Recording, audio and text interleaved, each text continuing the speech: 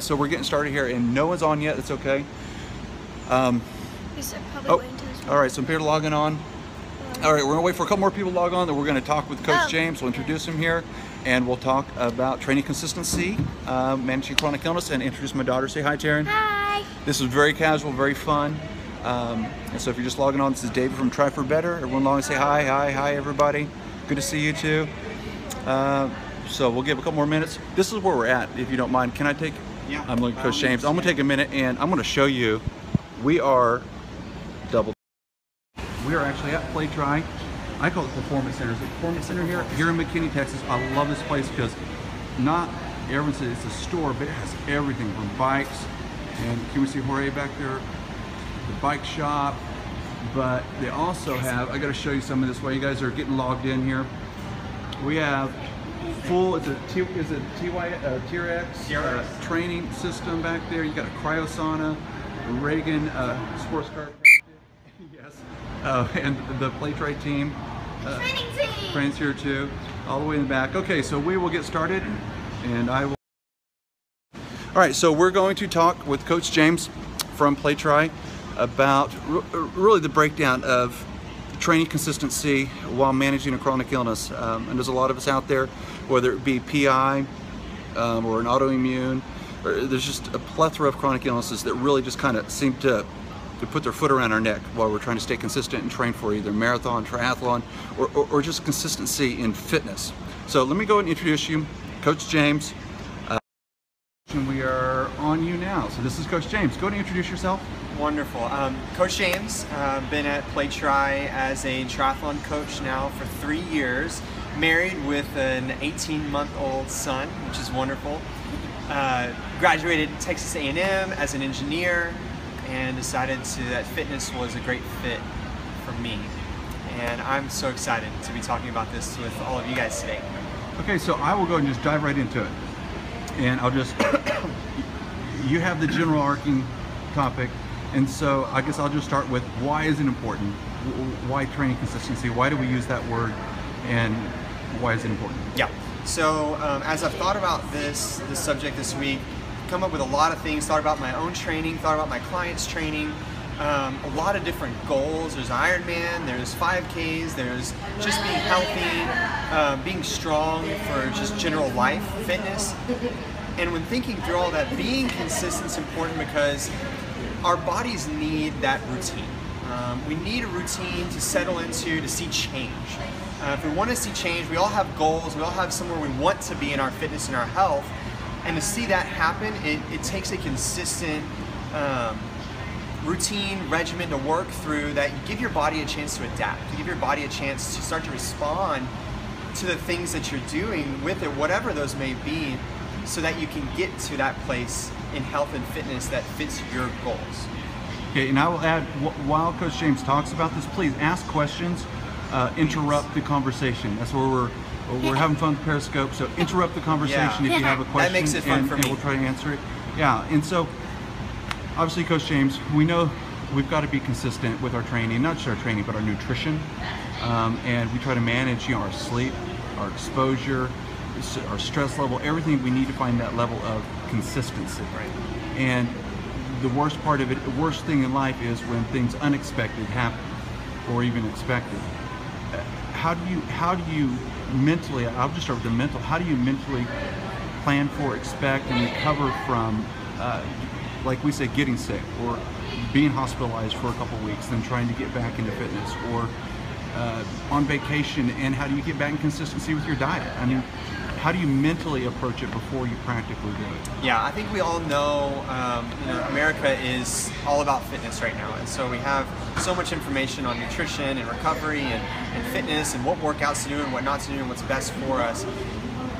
And really, we have all that information, but how do you practically live that out and stay consistent within that information? That's the question you're asking, especially whenever we lose that consistency, we feel like we're backtracking a little bit.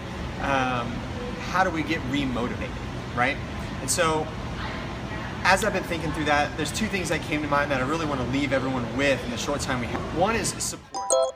Having a support group, having a group of people, whether that be friends or family or significant other, that understand where you are today understand the goals you have for yourself, and they're on board with those things. They're on board with where you want to go with your fitness, and they understand the benefit to you and to them in a holistic life sense. So having that support group is huge, because one, it gives you some accountability.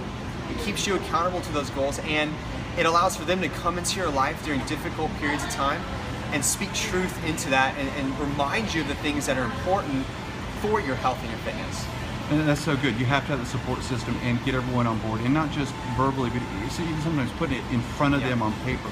Yes. Okay, so at Fitness at Time, ask a great question. That's, how do you know where to start? What's too much, or what's just right? Good. So, two things with that. This is the other side, is understanding your body, where you are today, what you're capable of doing physically with whatever limitations you have. I think that that's huge. And if that takes a professional to come in and evaluate and take a look and say, yes, I think that you're able to do this on a regular basis without any problems occurring, or let you know what you're not able to do and what those limitations are, great. If you can figure that out on your own or with friends, great. But you need to understand where you are today, what your limitations are, and what you're able to accomplish. And the second part of that is the goal. You need to have a goal in place. However big or small that goal is, it's not insignificant. Having that goal coupled with knowing yourself and your limitations can help map out a plan to get you from point A to point B. And again, you can figure that out on your own with the internet, resources, or with a professional. Yeah, I mean, having the goal is so critical, and I'm going to flip it and say something on this one if I can. Let me flip. There we go. Having a goal is so important, and one thing that I like to add is that I always recommend people, have a goal, especially if they're just getting into a fitness program. But you pick a goal, for instance, 10K. You've never done 10K before. Walk, run, it doesn't matter. Don't pick a race necessarily and then try to cram to make that race. Because what will happen a lot of times is you'll end up injuring yourself, you'll get sick, you'll go out of form, and that goal becomes a burden and becomes a stress. And it really should not be a stress, it should be a positive experience. And so if you set a goal for yourself, I really recommend you almost pad it by like a 20% margin maybe. So you say you want to do a 10K, pick one that's further out than you think you need to get ready for it, and budget into your plan. I might need an extra week of what I call sick week. I might need an extra, and if you don't need it, great, you get extra fitness time. But it'll keep you relaxed, and it'll keep that big goal from becoming a stress that ends up actually sabotaging your entire fitness, because the stress is going to add to your recovery needs, your sleep needs, and it'll totally throw you out of whack. So I'm gonna go back to Coach James. All right, Coach. So I'm going to kind of jump off of that. Because America is such a fitness-oriented place right now, we look at CrossFit, we look at marathoners, we look at Ironman triathletes, and we put that as the pinnacle of fitness, where it really is. Fitness is your health. It's where you are today, and achieving something, no matter how small or big that something is, achieving it down the road with set goals in place. So it's just really getting from point A to point B, and it doesn't have to be huge. I'm going to get really controversial here. I love CrossFit, don't get me wrong, but very few CrossFitters I know are able to work out consistently with CrossFit because of the demand it puts on your body. So much. Yes. And so I think CrossFit can be really fun, great cross training, but I don't always recommend it. Yeah. It's not the pinnacle of fitness. Right. It doesn't mean that they're more fit. Lifestyle. Yeah, it's a lifestyle. It's lifestyle. So I have another question for you about consistency. And there's I hope some of you guys tweet this one out, because I want to get in trouble on this one. There's a constant war between sometimes patients and their doctors, and in consistency. And a lot of times I'm very fortunate. I love my doctor because she's a runner too. She's a marathoner, and she gets it. And she helps me maintain my consistency with my health. A lot of doctors don't necessarily get it, and they don't necessarily provide resources and solutions to maintain that fitness. They're constantly saying, well, you shouldn't be doing that, you shouldn't be doing that. So I want to pose this to you as a coach.